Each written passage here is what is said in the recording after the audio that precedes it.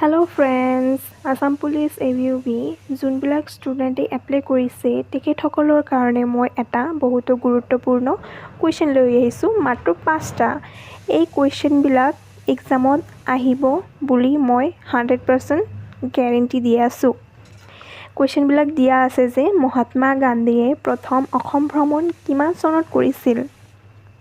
1921 চনত মহাত্মা গান্ধীয়ে অসম ভ্ৰমণ কৰিছিল। পিছত নাছাৰ সম্পূৰ্ণ ৰূপটো কি?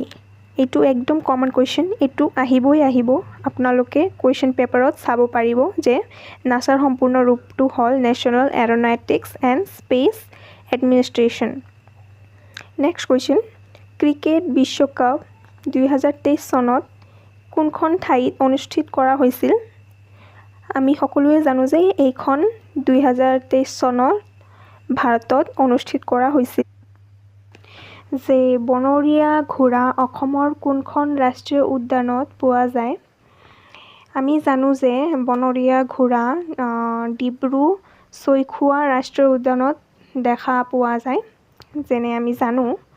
আৰু নেক্সট কুৱেশ্যন, শংকৰদেৱে কাৰ ওচৰত শিক্ষা গ্ৰহণ কৰিছিল?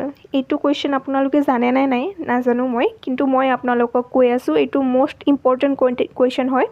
শংকৰদেৱে কাৰ ওচৰত শিক্ষা গ্ৰহণ কৰিছিল? মহেন্দ্ৰ কন্দলিৰ ওচৰত মহাত্মা গান্ধীয়ে